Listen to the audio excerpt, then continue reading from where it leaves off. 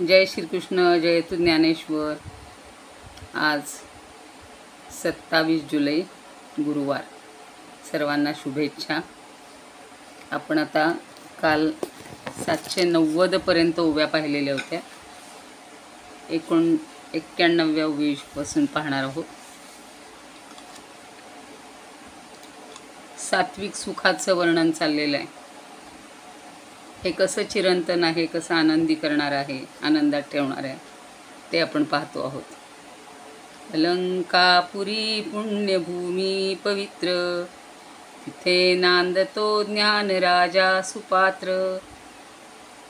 तया आठविता महापुण्यराशी, नमस्कार साष्टांग श्री ज्ञानेश्वरासी। वेदान वेदविदामहो पशुमुखात्, प्रोच्चार्य सर्वे स्मिताः। कृत्वा लौकिकभित्तिका प्रचलनं, योगी समुद्बोधितः।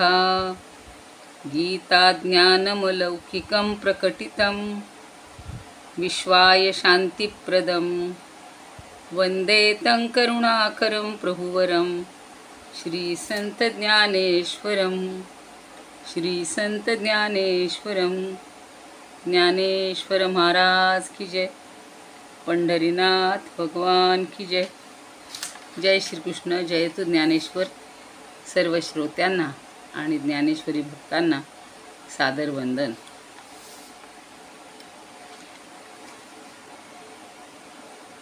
सात्विक सुख हे प्रारंभी विषासारखं कडू, त्याच्यासाठी किती उदाहरणं दिली होती बघा काल आपल्याला। आणि तेच सुख परिणामी अमृतासारखं असतं। एक दोन उदाहरणं आठवत आहेत का बघा, की ज्या सुखाचा आरंभ काहीसा कठीण बिकट असतो, कष्टमय असतो, पण क्षीरसागर मंथन करून अक्षरशः ढवळून नंतर जसं अमृत निघालं आणि देवांना अमृताचा लाभ झाला, तसं हे सुख असतं की अंतिम त्याचा अमृतासारखं ते गोड असतं। किंवा प्रथम ते वैराग्यरूपी गरळ, जे पुन्हा असंच विष बाहेर पडतं, पण ते प्राशन करता करता सात्विक धैर्य हे जणू शंकर होऊन ते विष प्राशन करतं। म्हणजे आपल्या ठिकाणी सात्विक धैर्य येतं आणि शंकरानं जसं त्या समुद्रमंथनातलं विष प्राशन केलं होतं हलाहल, तसं आपण विषसुद्धा प्राशन करू शकतो। आणि मग धैर्यरूपी शंभू आत्मसुखाचा सोहळा भोगतो। म्हणजे आपल्याला धैर्याचा जो काही आनंद आहे, आत्मसुखाचा सोहळा आहे, तो आपल्याला अनुभवता येतो। आणि त्यासाठी द्राक्षाचे उदाहरण दिलं होतं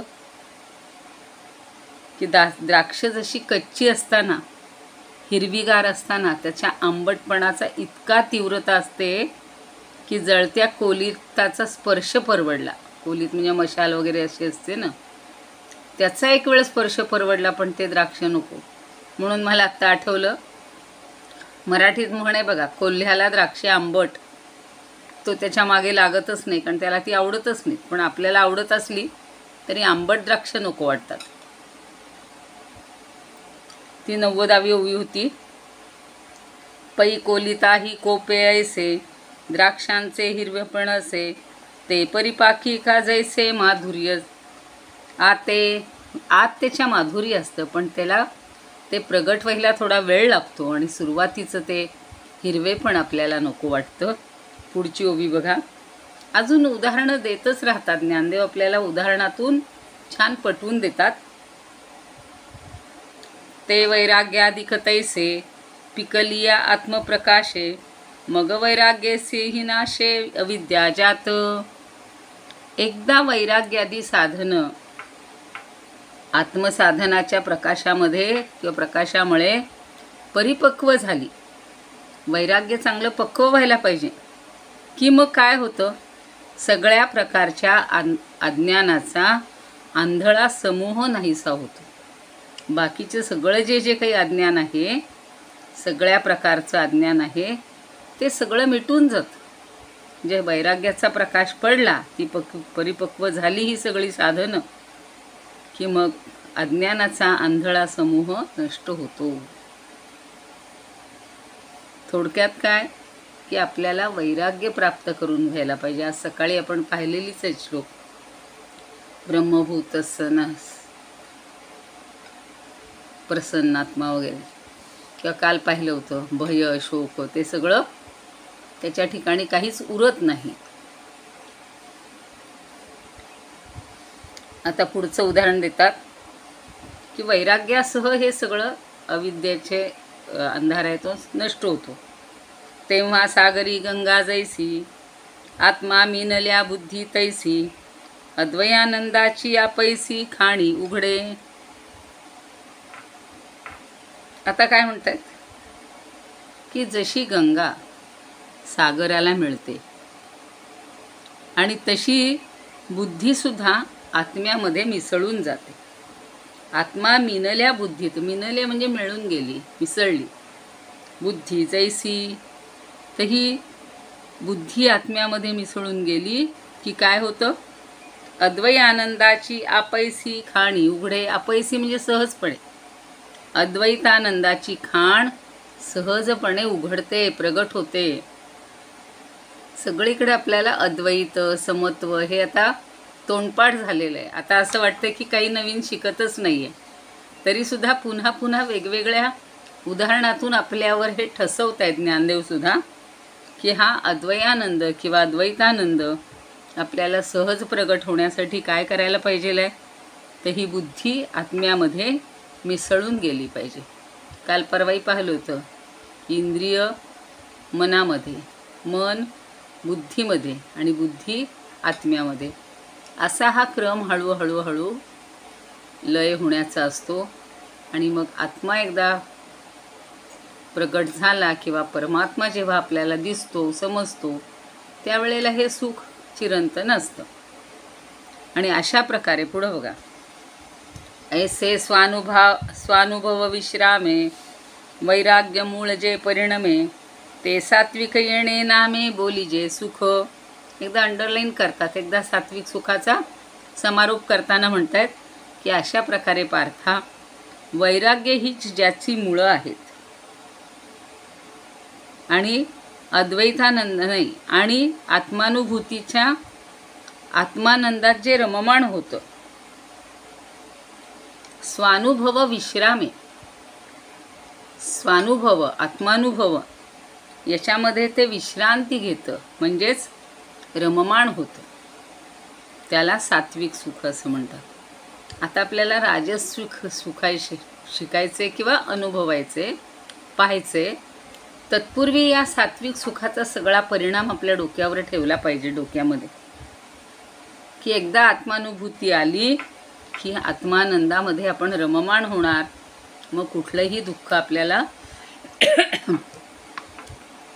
भासणार नाही किंवा सतावणार नाही. याच्यावरच्या ओव्या बघूयात.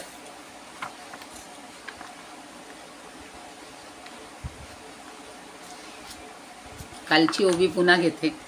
कच्चेपणी द्राक्ष आंबट खोलीत, रसाळ अत्यंत परिपाकी, तैसे वैराग्यादी येता पूर्णतेस, लाभोनी प्रकाश आत्म याचा, आघवी अविद्या वैराग्यासहित, हारपोनी जात एकाएकी, आत्मरूपी बुद्धी होता एक रस, मिळे सागरास गंगा जैसी, अद्वयानंदाची प्रगटते खाण, स्वभावे तल्लीन जीव ब्रह्मी, ऐसे स्वानुभव विश्रांती हे फळ, वैराग्य हे मूळ जया सुखा, तया सुखा देती सात्विक हे नाव, म्हणे कृष्णदेव अर्जुना ते. हे जे सगळे विश्राम म्हणून, विश्वाचा विश्राम रे स्वामी माझा राम रे, आरोग्याचे धाम माझे खाण रे, विश्वाचा विश्राम रे.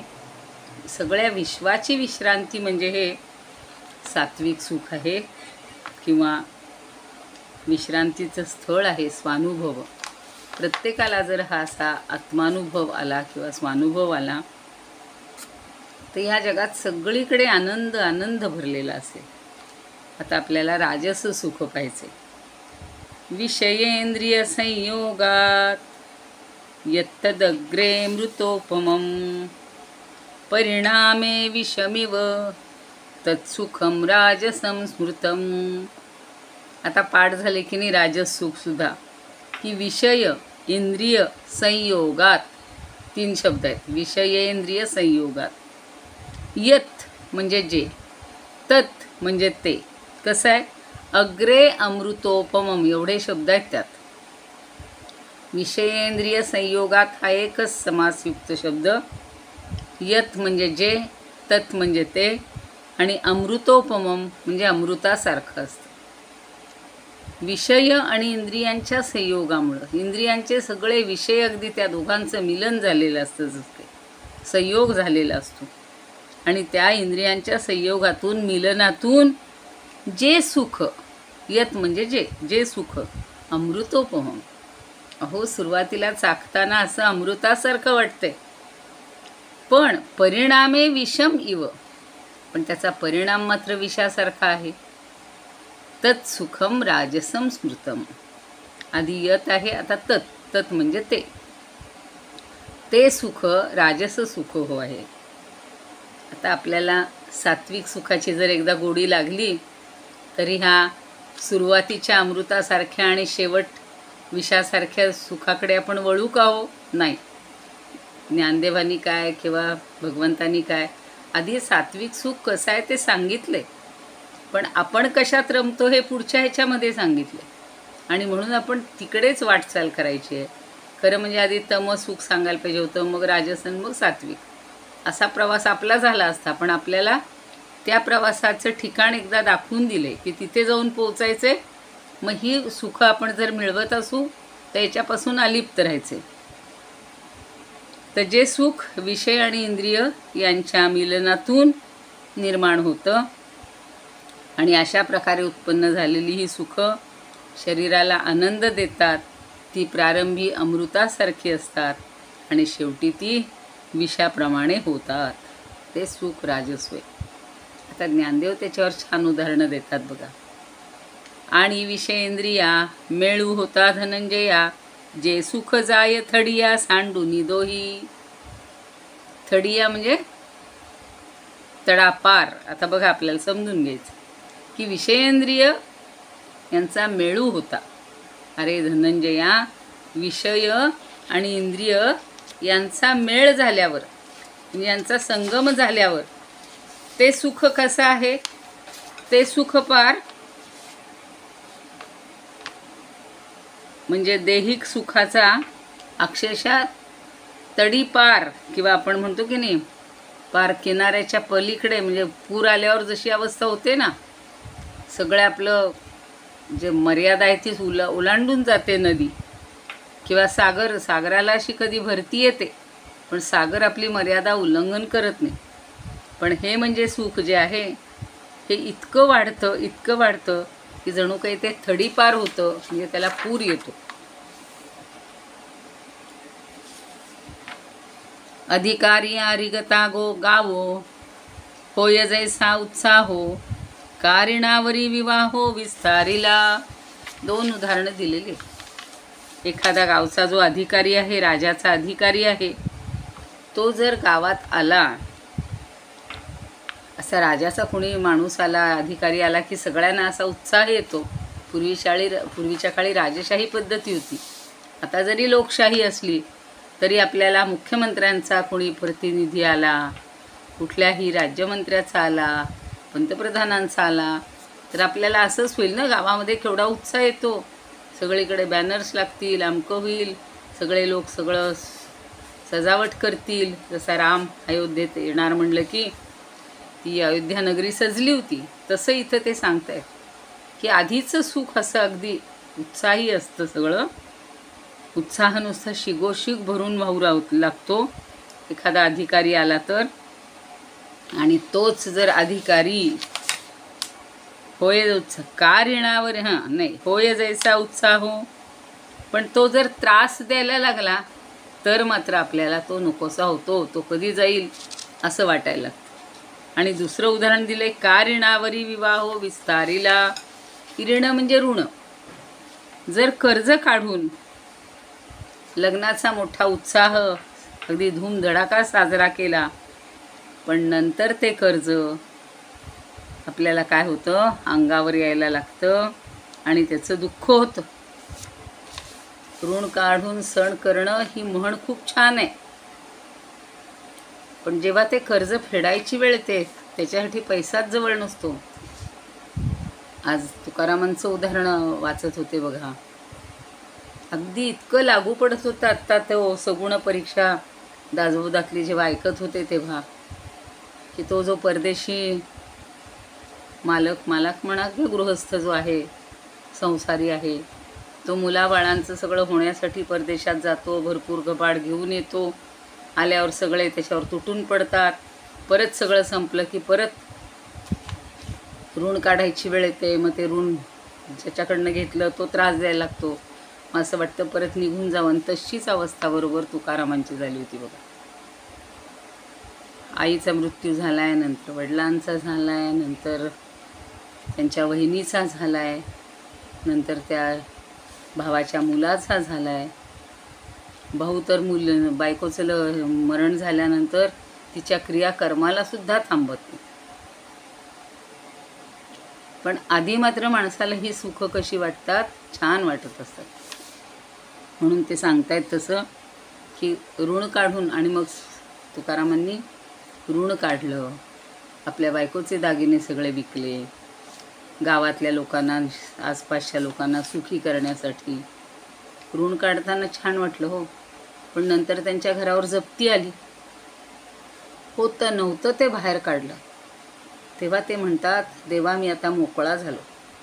म्हणजे त्या राजस सुखातनं बाहेर पडण्यासाठी त्यांना आनंद होतोय, आणि मग ते सात्विक सुख मिळवण्याचा खूप प्रयत्न. आधी ते होतच होते, विठ्ठलामध्येच मग्न होते, पण या सगळ्या संसाराच्या जेव्हा हे मागे लागतात तेव्हा ते नको वाटतं. हे राजस सुख जे आहे क्षणिक मिळणारं लोकांकडून, हे नको वाटतं.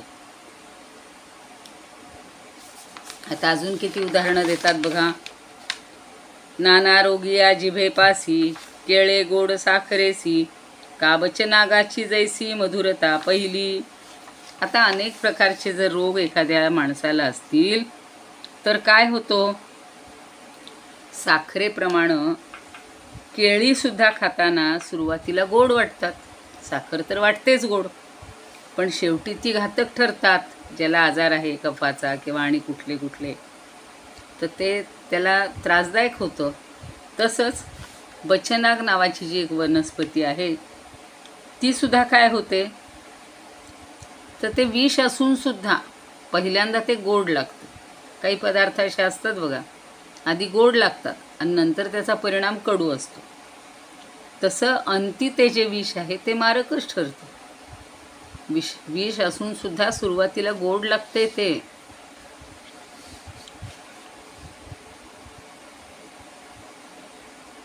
तसं केळी ही सुद्धा खाताना गोड वाटतायत, पण नंतर ती त्रासदायक होतात, घातक ठरतात.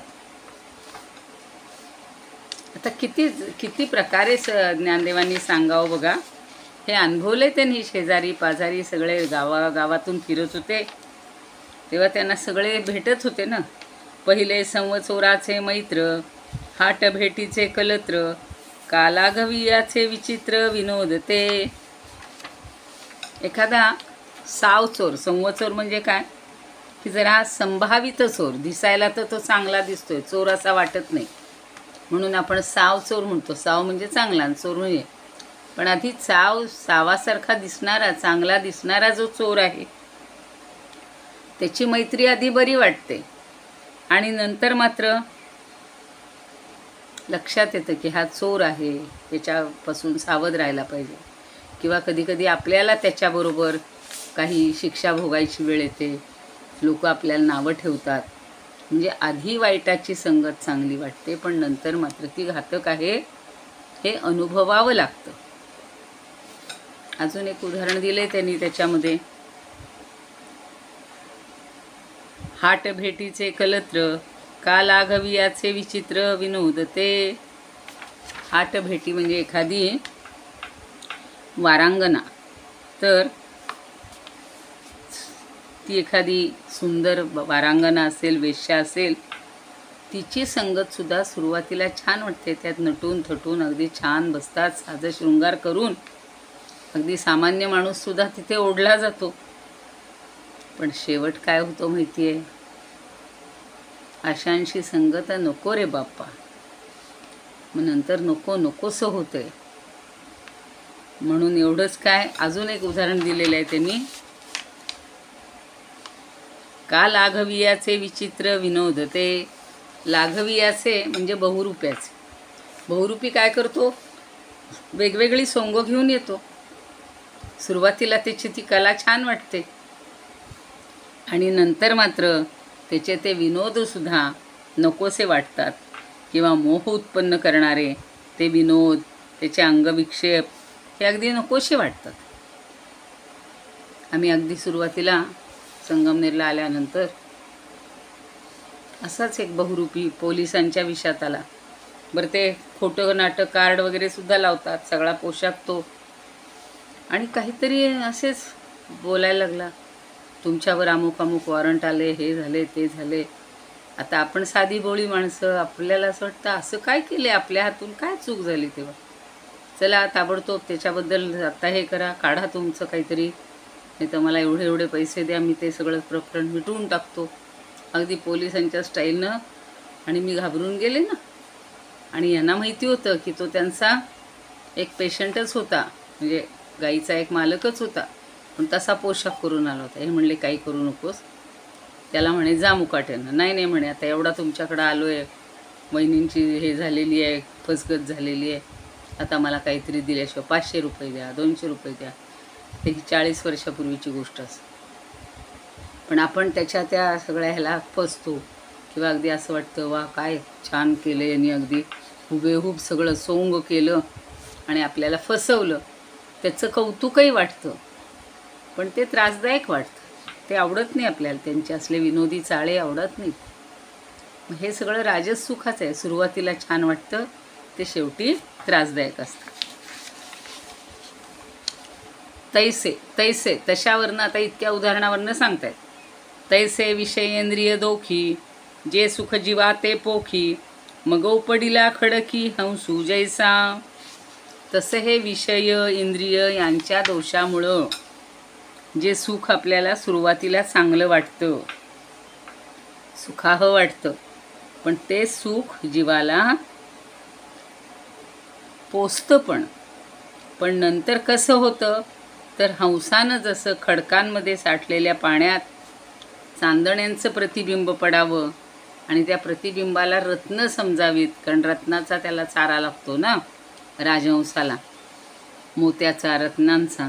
तर त्या चांदण्यांचं प्रतिबिंब पडले आणि ती रत्न समजून त्यानं चोच मारावी आणि त्याची चोच फसावी. चोच हे नसतंच आहे, ते रत्न नसतंच आहे. मग त्याला तो त्रास होतो नंतर, आपल्या चुकीचे वार पडले म्हणून.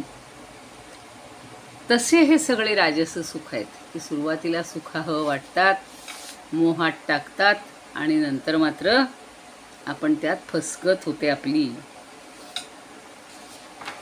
म्हणून म्हणतायत बघा, तैसी जोडी आघवी आटे, जीविताचा ठावो फिटे, सुकृताची याही सुटे धनाची गाठी. त्याप्रमाणे जमा आणि खर्च यांची जी कमाई आहे ती सगळी संपून जाते आणि जीविताचा सुद्धा आधार संपतो, खात्री नाही उरत. मग पुण्यरूपी धनाचा साठा जो असतो त्याची गाठ सुटते, म्हणजेच पुण्यरूपी धन संपुष्टात येते. सुकृताची याही सुटे धनाची गाठी. सुकृत म्हणजे पुण्य. अहो ते सुद्धा उघडलं जातंय, धनाची पेटी म्हणा, गाठ म्हणा, ते सगळं उघड होतंय. पुण्य जे काय केलेलं असेल ते, आणि तेही क्षणात संपून जातं. म्हणजेच राजस सुखामध्ये आपण क्षणभर आनंदी राहतो, नंतर मात्र परिणामे विषोपमम, हे लक्षात ठेवायचं. अजून बघा उदाहरण छान देतात. आणिक भोगिले जे काही ते स्वप्न तैसे होय नाही, मग हानींचाही घाई लोळावे उरे. आता जे आधी काही आणिक भोगलं, जे काही भोगलेलं आहे स्वप्नामध्ये, हो आता स्वप्नाचं उदाहरण देत आहेत की आपल्याला जे स्वप्नामध्ये सगळं विरून जातं, जे काही देहाच्या द्वारे भोगलेलं आहे सुख, ते स्वप्नासारखं क्षणात विरून जातं. काय रमलेलं असतो बघा आपण स्वप्नामध्ये सुद्धा, आणि जाग आली की ते सगळं सुख, स्वप्न सुख सगळं मिटून जातं.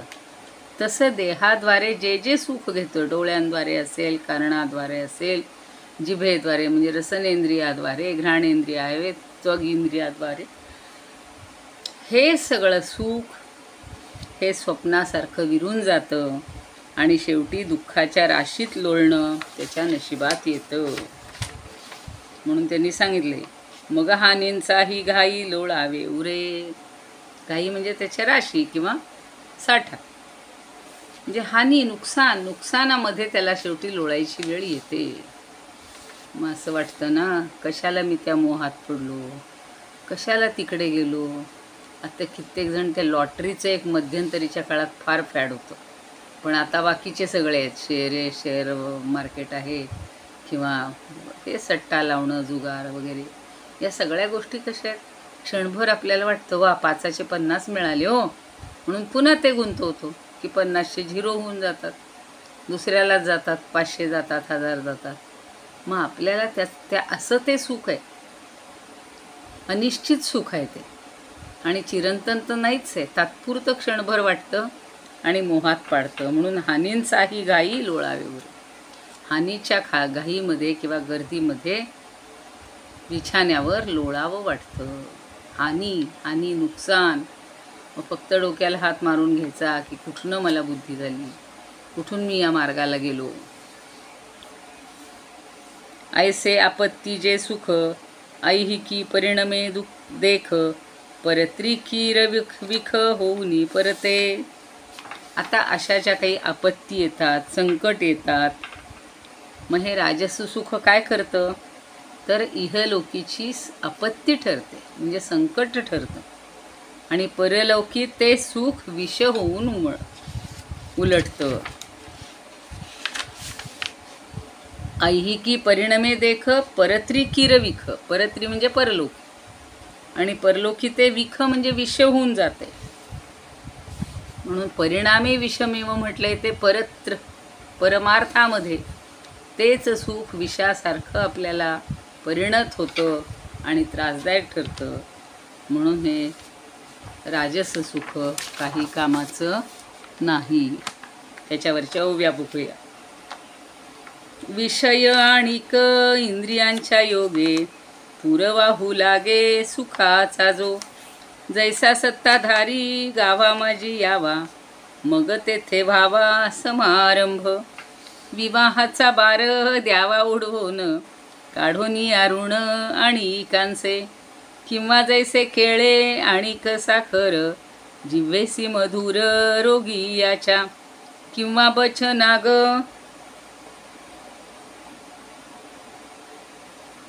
विषारी वनस्पती आहे बचनाग, नागच त्याच्यामध्ये. खाऊ जाता गोड परिय वघड प्राण जाता. प्रारंभीच भली जैसी प्रवासात, मैत्री संभावित तस्कराची. नातरी साचार वेश्येचा शृंगार, दर्शनी रुचिर वाटे जैसा.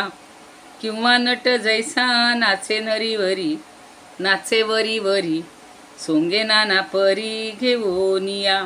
एखादा नट म्हणलंय किंवा बहुरूपी, बहुरूप म्हणजे नटच असतो तो. तैसेची विषया इंद्रियांचे मेळे, जे का सुख मिळे जीवा लागी. दुःखद ते जाण सर्वथा कृत्रिम, नव्हे परिणाम भला त्याचा. पुढचा येता जे इंद्रिय जाता लळा, दिधलिया धर्माचा मळा, जाळूनी भोगी जे सोहळा विषयांचा जेथ. आता ह्या इंद्रियांचा लळा लागतो राजसवृत्तीच्या लोकांना. ते सगळ्या इंद्रियांना लाडावून ठेवतात आणि दिधलिया धर्माचा मळा, आणि धर्मरूपी मळ्याला काय करतात, जाळूनी भोगी जे जाळून टाकतात. आणि मग इंद्रियांकडून सोहळा विषयांचा जेथ, आणि मग इंद्रियांकडून विषयांच्या भोग सोहळ्याला किंवा विषयांचा देह सोहळा प्रत्यक्ष भोगत राहतात. म्हणजे धर्मरूपी मळ्याला जाळून टाकतात आणि इंद्रियांच्या विषयाला मात्र तो सोहळा समजून त्याचा उपभोग घेतात. त्या प्रत्यक्ष देहाने त्याचा आनंद घेतात आणि धर्माच्या नावाने अधर्मच सगळा चालू होतो. थोडक्या भाषेत म्हणजे इतकं इंद्रियांना लाडून ठेवायचं की ते आता इंद्रिय साधं सुद्धा काही चालतच नाही त्यांना.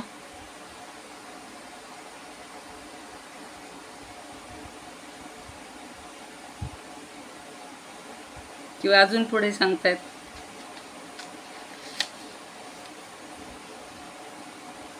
तेथे पातके बांधिती थावो, तिये नरकी देती ठावो, जेणे सुखे हा अपावो परत्री ऐसा.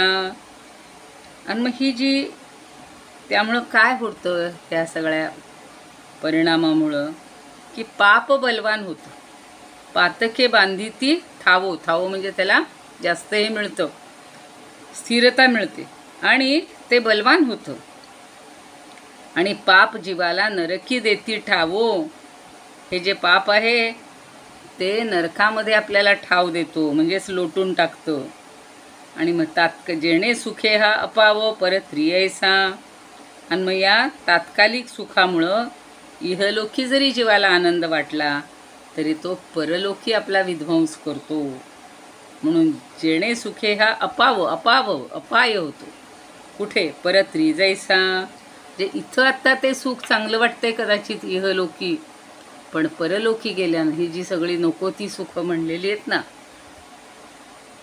पैशाचं, धनाचं, कर्जाचं, परस्त्रीचं, विविध व्यसनांचं, मद्यपानाचं, ही जी सगळी सुखं आहेत ही आत्ता गोड वाटतात, इंद्रियांचे लाड पुरवले जातात. आणि कित्येक लोक आपण पाहतो की इतक्या त्यांना वाईट परिस्थिती, वाईट यातना भोगाव्या लागतात. इथं तर लागतात, पण परलोकी तर त्यांना काहीही हे मिळत नाही, आनंद मिळत नाही. पैनामे विषमहुरे, परी मारुनी अंती खरे, तैसे आधी जे गोडी रे अंती कडू. पुन्हा सांगतायत, पैनामे विषमहुरे. एखादा विषाला मधुर जरी म्हणलं, नाव जरी दिलं मधुर, तरी ते काय होणार आहे, नामे विषमहुरे परी मारुनी अंतही खरे. पण ते जर तुम्ही प्राशन केलात तर त्याचा शेवट अंत होणार आहे, अंत होऊन जाणार आहे. म्हणजे तेच विष प्राण घेणारं ठरतं. त्याप्रमाणे तैसे आधी जे गोडी रे अंती कडू. तसं जे आधी म्हणजे सुरुवातीला गोड आहे, गोडी रे म्हणजे गोड, आणि अंती कडू, असं हे राजस सुख आहे.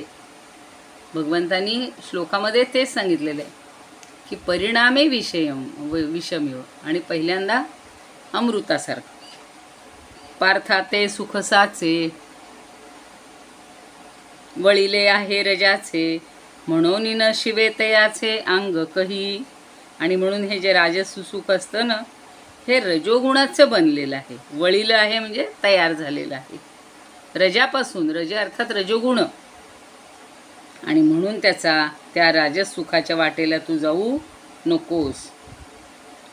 म्हणून न शिवे तयाचे अंग काही, म्हणून त्याच्या अंगाला तू शिवू पण नकोस, त्याच्या वाटेला जाऊच नकोस, राजस सुखाकडे बघू सुद्धा नकोस.